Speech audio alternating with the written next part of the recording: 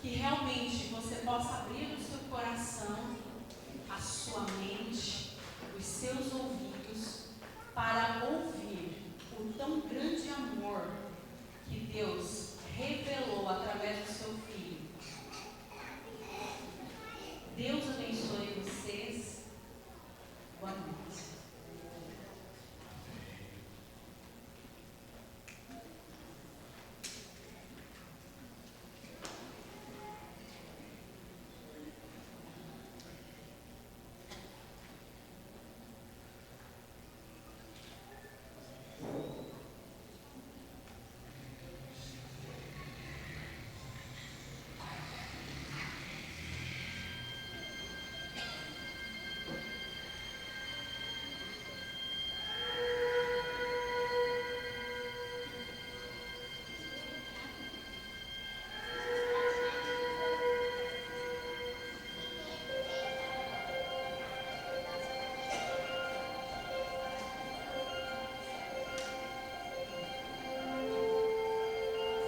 Do vazio silencioso, Deus falou e trouxe à existência um lugar magnífico, cheio de campos e florestas, ventos e cachoeiras, montanhas e campos. Um mundo abundante com todas as belezas e maravilhas da vida. E no coração de tudo isso, colocou a alegria de sua criação, o homem e a mulher. Entretanto, estas crianças que ele alimentou se afastaram de sua misericórdia para seguir seu próprio egoísmo. Sendo assim, o plano perfeito de um pai amoroso pareceu ser reduzido a cinzas. Por isso, no silêncio de uma noite em Belém, Deus falou novamente, e de sua palavra nasceu de uma virgem um bebê, que repousou na palha de uma manjedoura. Naquela noite, o calmo deserto explodiu com a glória radiante de uma luz sobrenatural e majestade de vozes celestiais. Anjos cantaram, pastores se prostraram, e todo o céu participou da celebração, pois esta pequena criança era o Salvador, enviado para resgatar a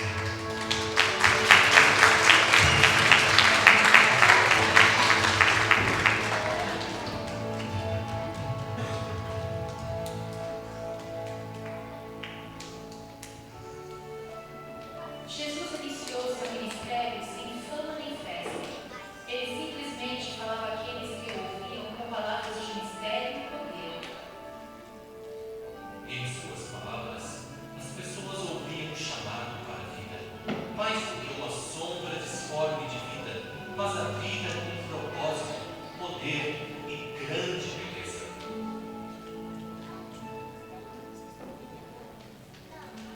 Era um daqueles dias de verão, perfeito e sem dúvidas.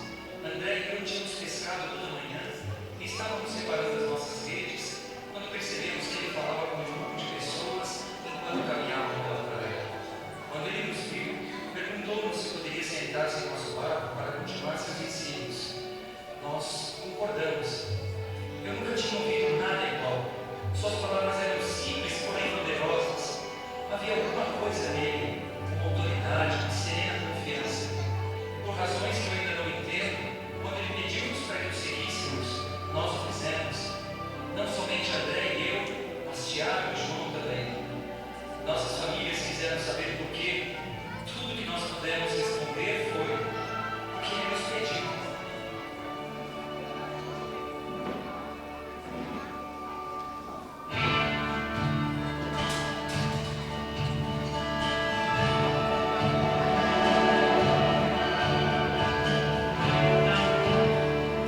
Ninguém parou pra nos aplaudir. Desde o início chamou-nos para um caminho sem volta. Quando ouvimos sua voz dizendo: segui após mim, nossas sedes deixamos atrás, seguindo o Mestre em paz. Nossas redes ficaram jogadas lá, recontando uma história que poucos acreditariam. Pescadores sem pensar escolhem seguir a Jesus, sem saber se algo iam ganhar, dispostos a homens salvar. Nós dissemos: deixamos tudo por ti, pra cumprir teu chamado. Não temos outras razões, mas cumprir teu chamado. Chama-nos para viver ou morrer. Cumprir teu chamado,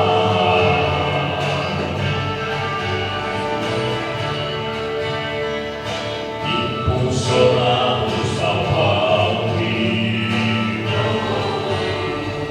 correm do mar, pois as águas não voltam atrás.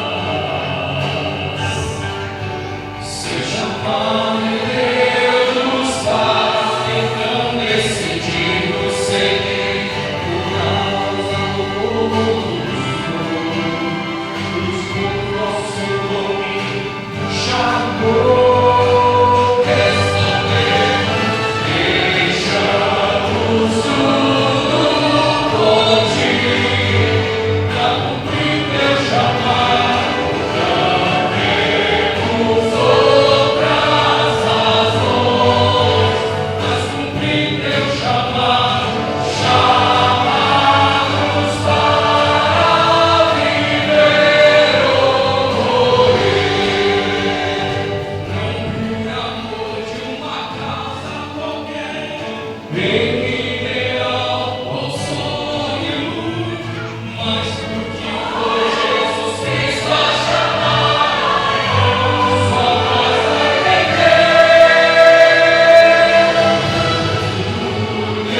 deixamos por ti, pra cumprir teu chamado.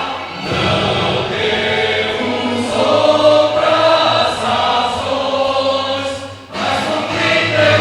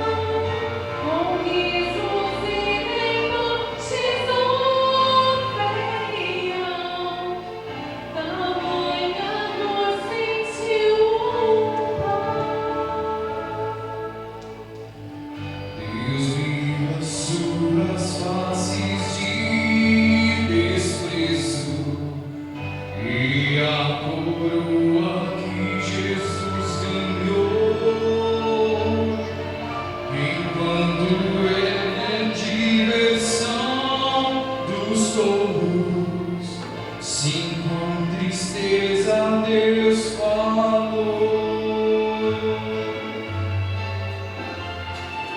este é meu filho que portugal, este é meu filho que voz encantador.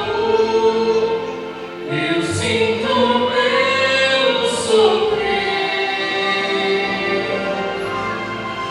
eu poder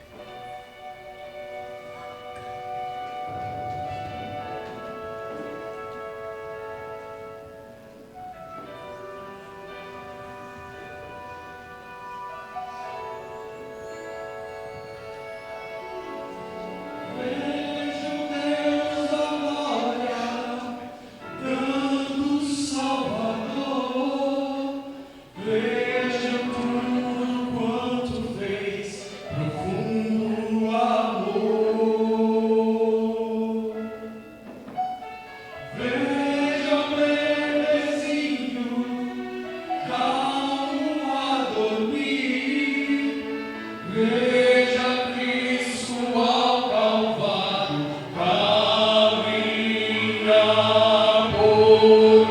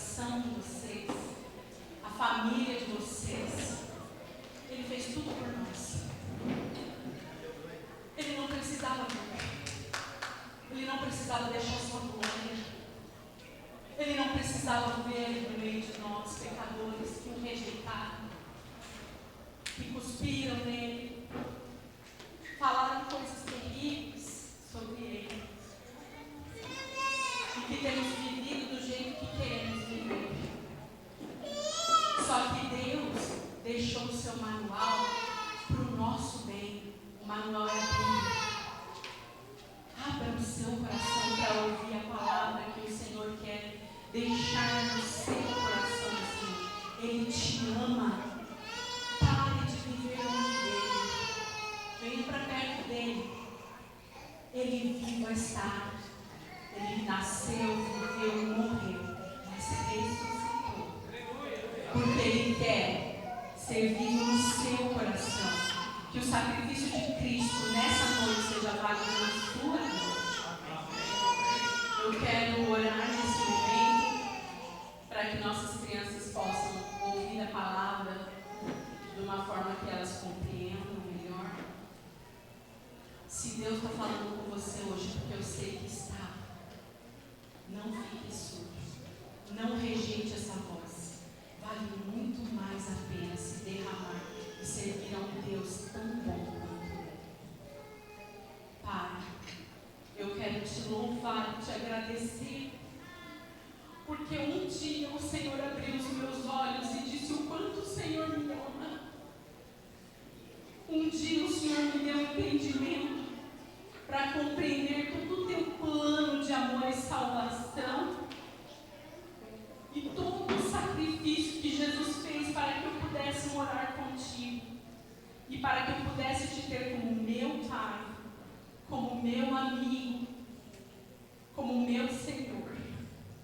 Então, Pai, nesta noite, que ninguém saia daqui do mesmo jeito que entrou, que cada um seja tocado por Ti e que a Tua palavra, como a Tua palavra diz, não volte vazia, mas que ela penetre no mais profundo de cada alma, de cada coração, de cada mente.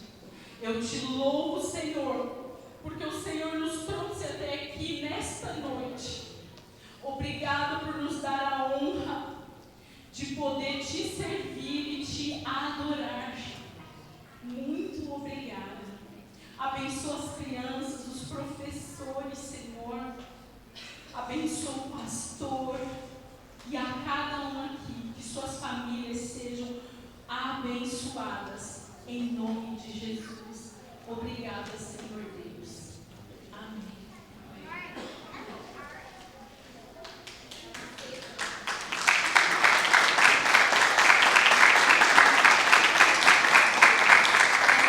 Nós queremos agradecer a Ivone, que nos conduziu nesses dias. Foram muitos dias de treino, de dedicação, e ela se doou realmente. Muito obrigada por cuidar de nós, por nos direcionar. É só um mimo, um carinho para você. Jesus te abençoe.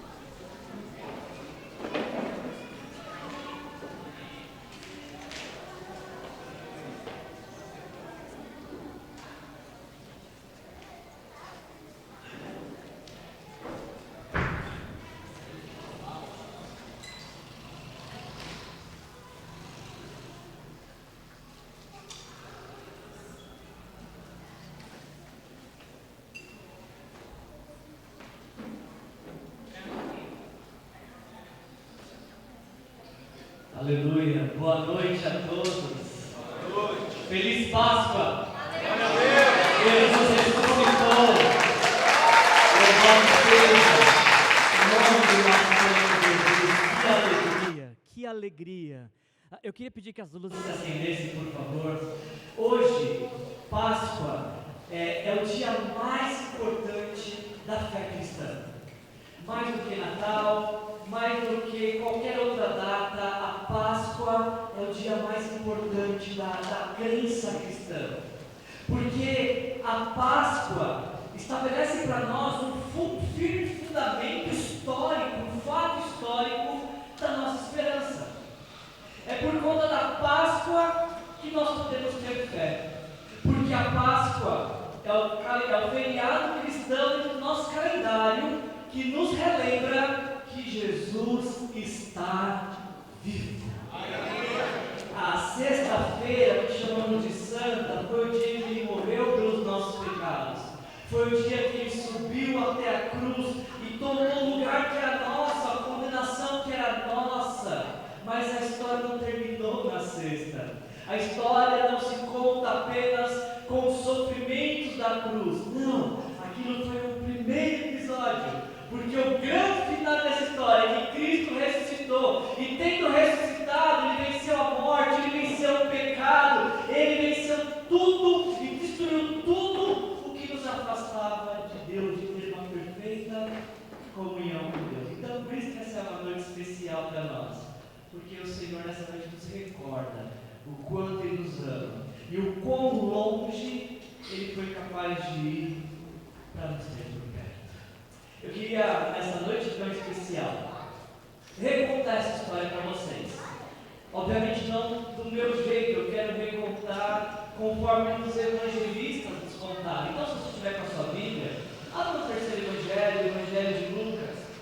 Se você não tiver, tudo bem, acompanhe as palavras, ouça o que o Senhor tem para te dizer nessa noite. Deus te trouxe aqui nesta noite para que você ouvisse essas palavras em nome de Jesus. Lucas 24, 13, o Senhor fala comigo e com você desta forma. Naquele mesmo dia, dois deles estavam indo para um povoado chamado Emaús, a 11 quilômetros de Jerusalém. No caminho conversavam a respeito de tudo o que havia acontecido. E aí o versículo 15, então, de Lucas 24, nos diz que enquanto conversavam e discutiam, o próprio Jesus se aproximou e começou a caminhar com eles. Mas os olhos deles foram impedidos de reconhecê-lo. Ele lhes perguntou: sobre o que vocês estão discutindo enquanto caminham? E eles pararam com o rosto entristecidos. E aí então, no versículo 18 diz que um deles chamado Cleopas, perguntou-lhe: você é o único visitante em Jerusalém que não sabe das coisas que ali aconteceram nesses dias? E Jesus fala: que coisas? O que aconteceu com Jesus de Nazaré, responderam eles. Ele era um profeta, poderoso em palavras e em obras diante de Deus e de todo o povo. Os chefes dos sacerdotes e as nossas autoridades o entregaram para ser condenado à morte e o crucificaram. E nós esperávamos que era Ele que ia trazer a redenção a Israel. Hoje já é o terceiro dia desde que tudo isso aconteceu. Algumas das mulheres entre nós nos deram um susto hoje. Foram de manhã bem cedo ao sepulcro e não acharam o corpo dele. Voltaram e nos contaram ter tido uma visão de anjos que disseram que ele está vivo.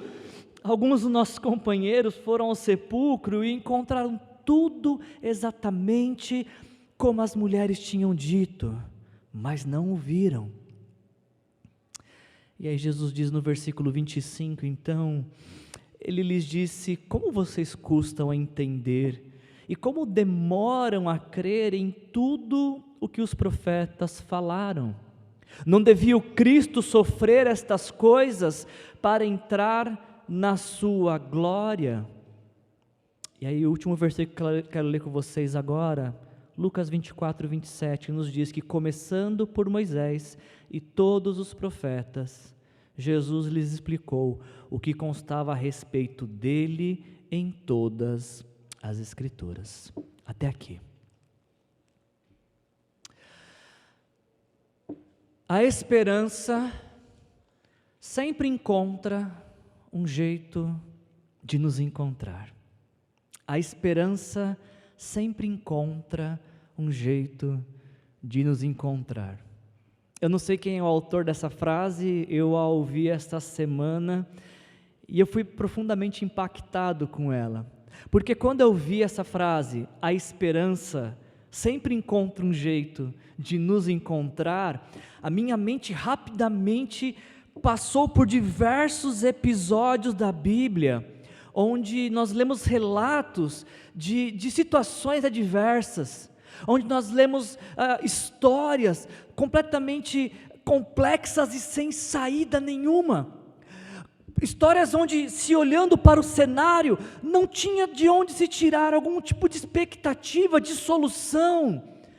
E aí, é justamente nesses cenários improváveis que Deus surgia e trazia esperança, e restaurava vidas, e transformava situações, e mudava histórias, e tocava vidas. Porque a esperança sempre encontra um jeito de nos encontrar. O dicionário vai nos dizer que esperança, a palavra esperança, o dicionário diz que esperança é um estado de espírito que nos dispõe a aguardar por aquilo que imaginamos que vai acontecer. O dicionário diz que esperança, então, é uma movimentação, é um movimento dentro de nós que nos faz aguardar por aquilo que imaginamos que vai acontecer. E eu até poderia concordar com o dicionário, eu diria, na verdade, que eu concordo em partes com essa descrição da palavra esperança, e só não concordo 100% por conta de um único motivo. A Bíblia nos diz que a esperança assumiu forma humana, a esperança foi personificada. O que você quer dizer com isso, Wilson? O apóstolo Paulo vai falar em 1 Timóteo, capítulo 1, versículo 1, quando ele escreve essa carta, para se identificar, ele escreve: Paulo, apóstolo de Deus, conforme a vontade de Deus e de Cristo Jesus, nossa esperança. Vocês entenderam? Paulo chama Jesus da esperança dele, Paulo. Por quê? Porque para Paulo e para os escritores bíblicos, esperança não é apenas um movimento interno que gera uma expectativa de que algo pode mudar. Até porque a esperança que a palavra de Deus nos ensina, necessariamente não tem a ver com mudança de situações, mas com uma mudança no coração. A esperança, de acordo com a palavra de Deus nos ensina, não tem a ver se o cenário vai mudar ou se não vai mudar. A Bíblia nos ensina que a esperança é termos tido conhecido Jesus Cristo. Ele é a nossa esperança. A nossa esperança não é que tudo vai dar certo. A nossa esperança não é que vai acontecer o que a gente quer que aconteça. A nossa esperança não é necessariamente que as coisas mudem. A nossa esperança é uma pessoa, e ela se chama Jesus Cristo. E isso é fantástico, sabe por quê? Isso é fantástico porque quando você também entende isso, que a esperança assumiu forma humana, que a esperança é uma pessoa, a pessoa de Jesus, não faz diferença alguma as circunstâncias, não faz diferença alguma o que está acontecendo, o que vai acontecer, se é que vai acontecer, porque a esperança é uma pessoa que escolheu morar dentro de cada coração que se rendeu ao seu amor e senhorio. Esses discípulos da história que nós lemos, eles tinham perdido a esperança. Quando a gente lê os primeiros capítulos, os primeiros versículos de Lucas capítulo 24, nós temos o primeiro relato da ressurreição, que são mulheres indo até o túmulo para preparar o corpo de Jesus para o seu sepultamento. Jesus estava lá no túmulo, a pedra estava rolada, e as mulheres indo pelo caminho pensando uma com a outra: quem é que vai remover a pedra para a gente? Quem que vai tirar a pedra para a gente? Só que elas mal sabiam que enquanto elas estavam a caminho, a pedra já tinha sido removida já. O próprio Deus tinha providenciado a remoção da pedra, e a hora que elas chegaram, então aquela preocupação que era a pedra, já não é mais preocupação, porque Deus tinha dado um jeito de remover isso. E aí elas entram no túmulo, e o túmulo está vazio, e surge um anjo nos céus, como nós ouvimos semana passada, dizendo: não tenham medo. Por que não ter medo? Porque Jesus ressuscitou, Ele está vivo, não tem por que ter medo. E aí então essas mulheres, contagiadas por essa mensagem de que Jesus está vivo, e isso acontece sempre que alguém acredita realmente que Jesus está vivo, a primeira reação é contar para outros. Essas mulheres incendiadas por essa verdade, elas recebem essa mensagem: Jesus está vivo, e elas vão correndo contar para os homens, para os discípulos, que estavam trancados dentro de uma casa com medo de também serem crucificados, como o mestre deles havia sido crucificado. Mas nos diz a palavra que os discípulos não acreditaram no relato dessas mulheres, porque a esperança deles era uma situação, era uma circunstância. Eles estavam caminhando com Jesus 3 longos anos e vivendo experiências fantásticas de milagres de Deus, de manifestação de poder. Eles estavam ouvindo a voz de Deus do lado deles, através da pessoa de Jesus.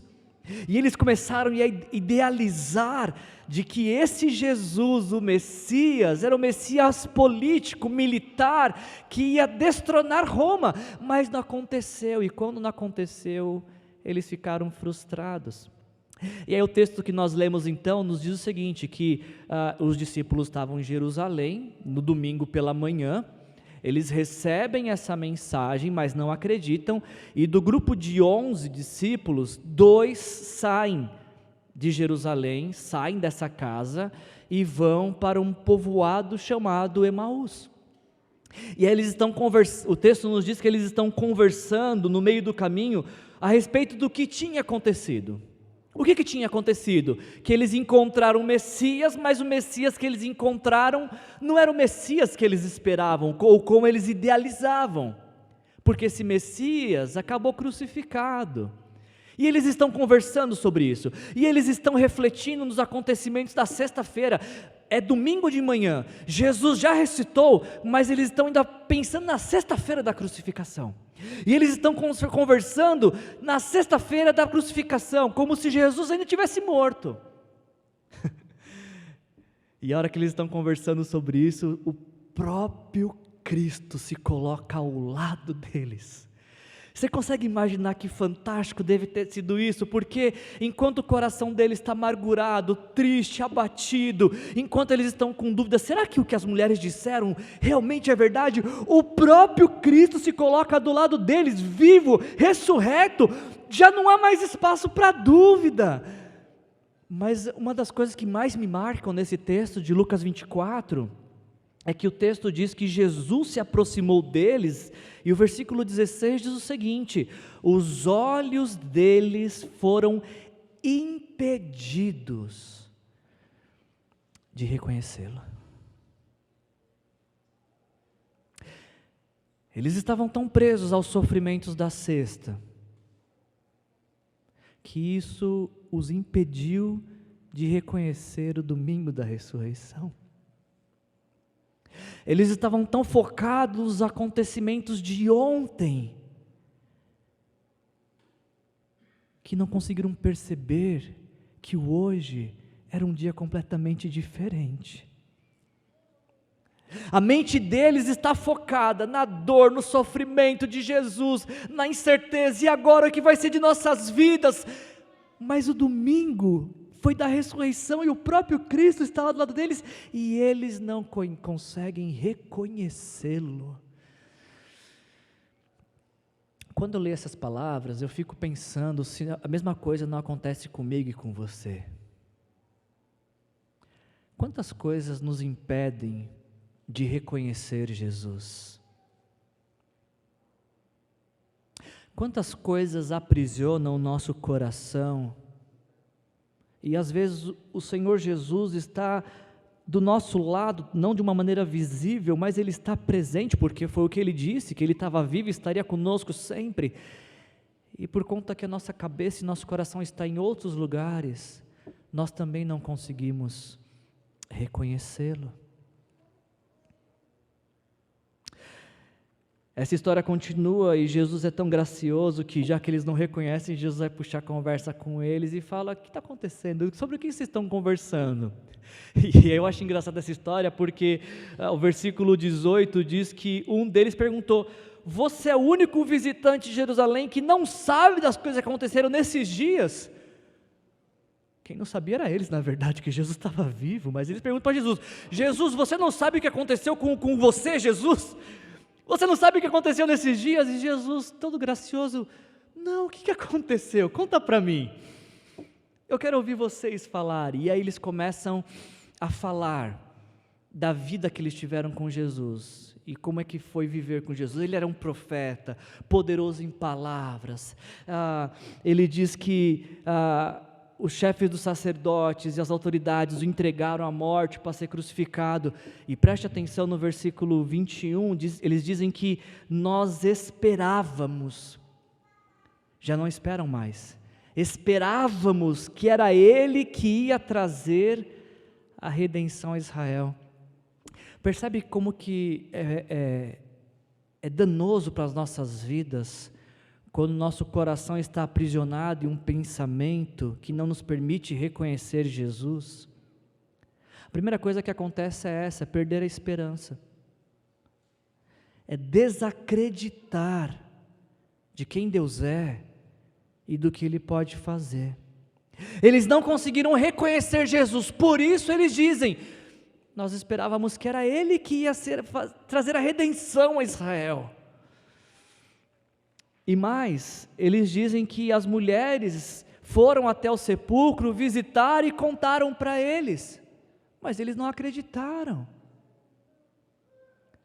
Quando nosso coração está endurecido e nos impede de reconhecer o amor de Jesus e o quanto Ele nos ama, nós passamos não apenas a perder a esperança, quanto desacreditar de testemunhos e relatos que apontam, que testificam e testemunham de que Jesus está vivo.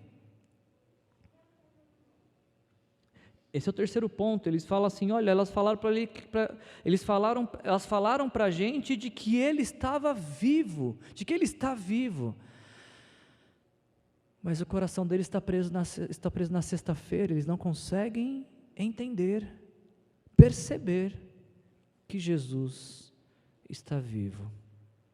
Tudo isso é consequência de não perceber Jesus no início dessa conversa, de ter sido impedido de reconhecê-lo.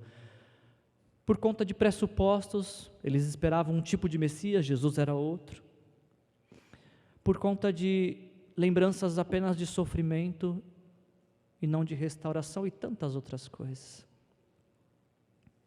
Mas aí Jesus, como só Ele é, Jesus gracioso do jeito que Ele é, Ele se aproxima desses homens e Ele diz para eles, eu imagino Jesus sorrindo, não dando uma bronca séria, sisuda, eu imagino Jesus sorrindo dizendo: como vocês custam a entender e demoram a crer em tudo que os profetas falaram. Não era justamente isso que estava escrito? Não era justamente isso que eu falei para vocês durante 3 anos? O quê? Que o Cristo deveria sofrer todas essas coisas para entrar em sua glória. Não tem novidade aqui, já estava escrito, vocês já estavam sabendo, vocês foram comunicados disso inúmeras vezes. Por que não creram? Por que não creram? Você consegue lembrar quantas Páscoas você já viveu? Só fazer a conta pela sua idade, mais ou menos.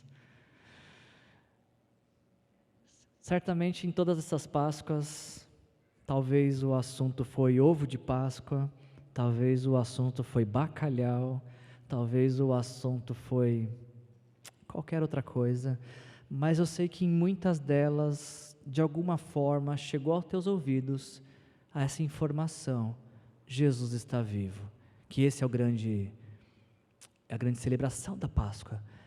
Em alguma dessas Páscoas que você já viveu, você também chegou a essa conclusão de que Jesus está vivo? E que se Ele está vivo, você quer viver com Ele? Jesus, Ele nos diz no versículo 27, que começando por Moisés e todos os profetas, Ele lhes explicou o que constava a respeito dEle em todas as Escrituras. Você quer aprender a ler a Bíblia? Leia através de Jesus. A Bíblia inteira foi escrita para que pudéssemos chegar à conclusão de quem é Jesus e o que Ele fez por nós. Foi isso que Ele fez com os discípulos. Ele falou: senta aqui, gente, deixa eu contar para vocês. Lá no Gênesis, diz isso aqui a respeito do Cristo. Lá em Êxodo, diz isso aqui a respeito do Messias. Lá em Crônicas, até em Crônicas Jesus deve ter achado alguma coisa, que eu não sei como. Lá em Crônicas diz que a respeito do Messias, em Levíticos diz isso, em Salmos, e começa a expor todas as Escrituras, passando livro por livro, para que esses discípulos percebam que a mensagem já estava sendo anunciada há milhares de anos. Há milhares de anos. A esperança sempre encontra um jeito de nos encontrar. Esses discípulos que estavam amargurados, tristes, inquietos, com questionamentos que pareciam insolucionáveis, eles estão agora diante do próprio Cristo, do próprio Jesus ressurreto. E o próprio Jesus expõe as Escrituras para ele, para mostrar que ele, não apenas a presença dele mostra que ele está vivo, mas as Escrituras apontam para isso também, que era isso que deveria acontecer, mas ainda assim eles parecem não reconhecer, porque a sequência do texto nos diz que quando eles estavam chegando perto de um povoado, eles meio que deram seta para a direita, começaram a entrar no povoado, e Jesus deu seta para a esquerda, começou a entrar em outro povoado, e eles pediram, pensando que era um viajante: segue viagem com a gente, venha junto conosco. E aí Jesus seguiu viagem, e aí entrou numa casa com eles, e o versículo 30 diz que quando estavam à mesa com eles, tomou um pão, deu graças, partiu e deu a eles, o símbolo da Santa Ceia, da última ceia. E aí nos diz o versículo 31, que então, diante dessa lembrança da ceia, os olhos deles foram abertos e eles reconheceram Jesus. Só que a hora que eles reconheceram Jesus, pum, sumiu, desapareceu. Mas, embora Jesus tivesse desaparecido, algo de Jesus ficou naqueles homens, porque o versículo 32 diz: não estava queimando o nosso coração, enquanto Ele nos falava no caminho e nos expunha as Escrituras. Jesus desapareceu, mas algo de Jesus ficou. O quê? A palavra dele, aquilo que ele nos disse, aquilo que ele falou a respeito dele, aquilo que ele falou que ia fazer e fez, morreu e ressuscitou, isso ficou. E sabe, gente, quando essa mensagem fica, nada mais tira. Ela não sai nunca mais, impregna, cria raízes, parece que passa a fazer parte da constituição do nosso ser. Quando você entrega a sua vida para Jesus e o recebe como Senhor e Salvador, algo muda no seu interior, algo muda dentro de você, de forma que você já não consegue mais explicar, contar sua vida, contar sua história sem mencionar Jesus, sem passar por Jesus, sem fazer referência ao que Jesus é e fez por você. É o que acontece com esses homens, porque a hora que eles ganham consciência de que era Jesus que estava com eles, que foi Jesus que falou com eles, e que a grande prova agora já não era mais o Cristo vivo e palpável do lado deles, mas a palavra de Deus que queimava em seus corações, isso foi suficiente para eles. E aí eles saem correndo, nos diz o texto, versículo 33, levantaram-se e voltaram imediatamente para Jerusalém, uma longa caminhada de 11 quilômetros, não precisavam fazer isso, 22 quilômetros de caminhada, mas fizeram, não precisavam sair, mas já que saíram, voltaram, porque sempre há espaço para voltar para quem se arrepende. Eles voltam imediatamente para Jerusalém, eles encontram ali os 11 que estavam reunidos, e agora o discurso é diferente no versículo 34, olha que interessante isso, porque lá no começo da história, eles perguntam para Jesus, sem o reconhecê-lo, no versículo 18, você não sabe das coisas que aconteceram?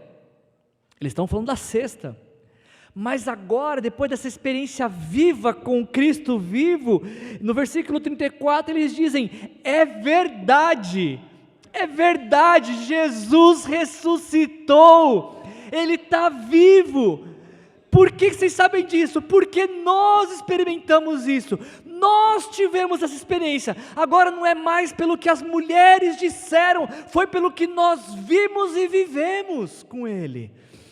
Ele está vivo. Como é que você sabe disso? Olha, às vezes não sei nem explicar, eu só sei sentir isso. Eu só sei sentir. Meu coração queima. Ele está vivo, Ele ressuscitou, Ele apareceu a Simão. E aí eles contaram como é que Jesus se aproximou deles e eles não reconheceram. E como Jesus depois se sentou à mesa e partiu o pão. E aí eles o reconheceram. O que eu acho interessante nesse relato de Lucas 24 é que a história começa com uma cena muito triste, começa com uma tristeza de coração. Esses homens estão abatidos, porque eles estão com o pensamento preso no sofrimento da sexta, na frustração de suas expectativas na sexta-feira. Mas depois que eles têm um encontro com Jesus, o cenário muda, agora já não é mais um cenário de tristeza, agora é um cenário de alegria, agora é um cenário de transformação. O cenário de morte dá licença, porque chegou agora o cenário de vida, e vida plena, vida com Jesus. A esperança sempre encontra um jeito de nos encontrar. Encontrou esses homens na estrada de Emaús, quando eles achavam que já tinham perdido tudo. A esperança pode te encontrar nessa noite também. Será que não foi exatamente para que a esperança te encontrasse que Deus te trouxe aqui nessa noite? Será que não foi justamente para que a esperança te alcançasse e entrasse em seu coração que Deus te trouxe aqui essa noite? Talvez você venha aqui porque você recebeu um convite de alguém e gentilmente você respondeu, e aliás, muito obrigado vocês que nos visitam por terem vindo. Mas tem mais do que isso, tem mais do que um convite.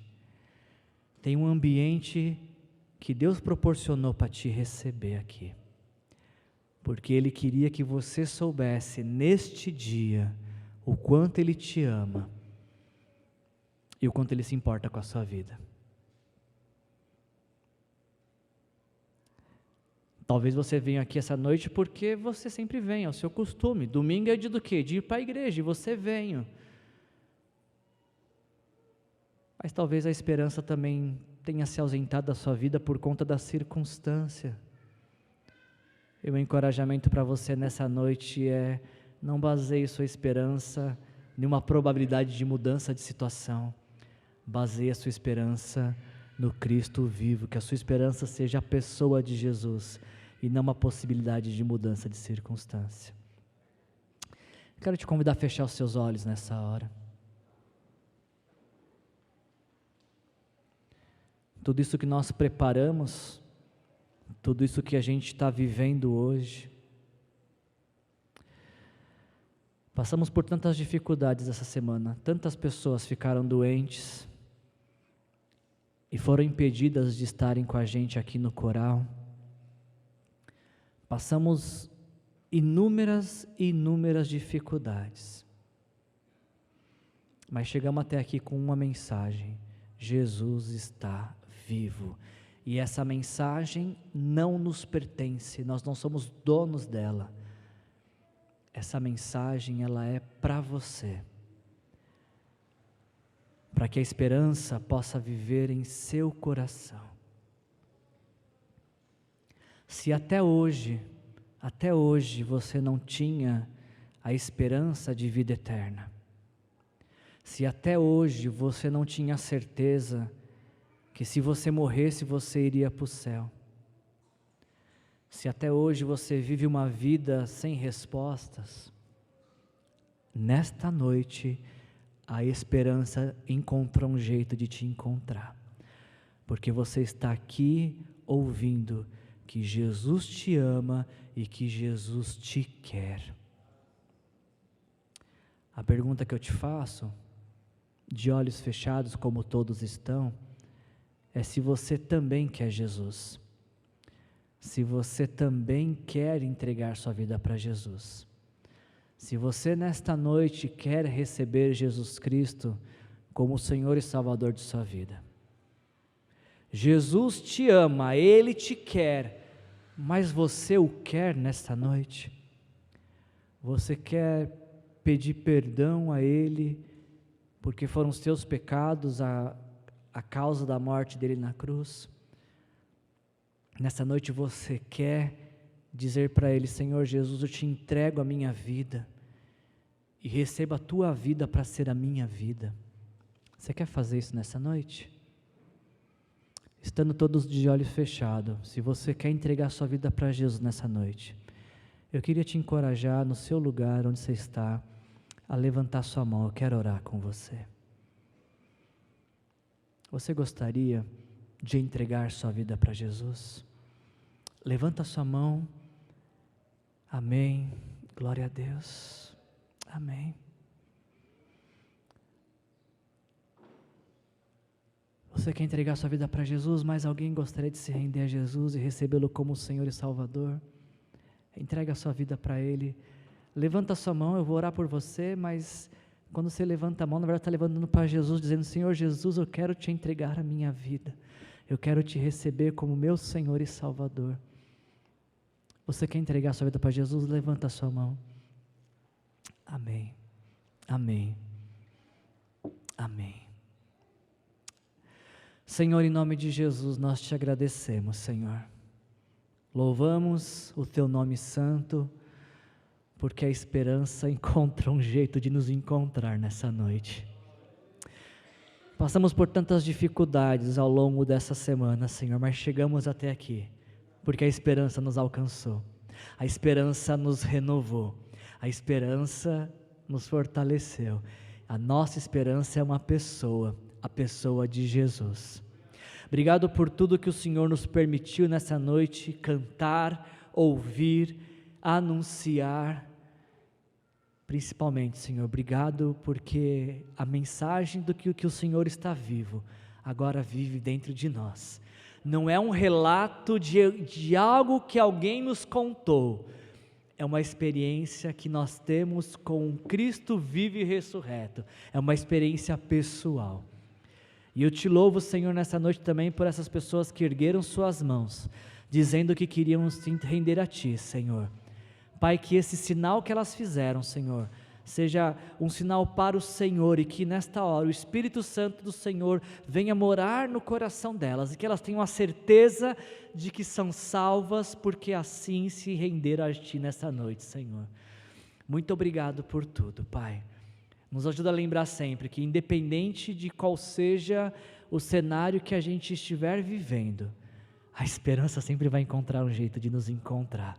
Nós te louvamos por todas as coisas, Senhor. Bendito seja o teu nome, em nome de Jesus. Amém. Feliz Páscoa! Jesus ressuscitou.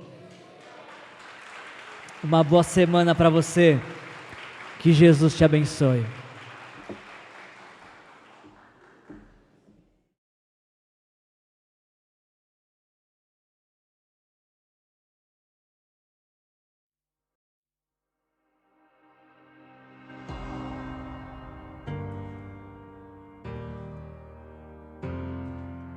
Couldn't see it then, but I believe it now. Just a searching soul, tired of reaching out. Stuck on the tracks, train bearing down. Screaming from my lungs, who will save me now? As the reruns of the regrets, they replay inside my head. Got the devil on my shoulder and he's leaving me for dead. Whispers and lies have brought me here, flooding my veins with doubt and fear. Oh, I could not see it then. Oh, I could not see. Oh my God, I remember when I cried, shook my fist up at the sky. I wondered why you felt so far from me. Oh God, it was in my deepest pain that I heard you call my name. I heard you say that you were right there with me. I couldn't see it then, but I believe it now. Trying to hold my head up when the ground fell out. I felt all alone, even in a crowd, like a sinking stone, dragging my heart down. And the weight of the sorrows I carried on my chest, it kept pulling me under, and I couldn't catch my breath. Not how I thought my life would go. Didn't know my heart could sink this low. No, I cannot see it. No, I cannot see it. Oh my God, I remember when I cried, shook my fist up at the sky. I wondered why you felt so far from me. Oh God, it was in my deepest pain that I heard you call my name. I heard you say that you were right there with me.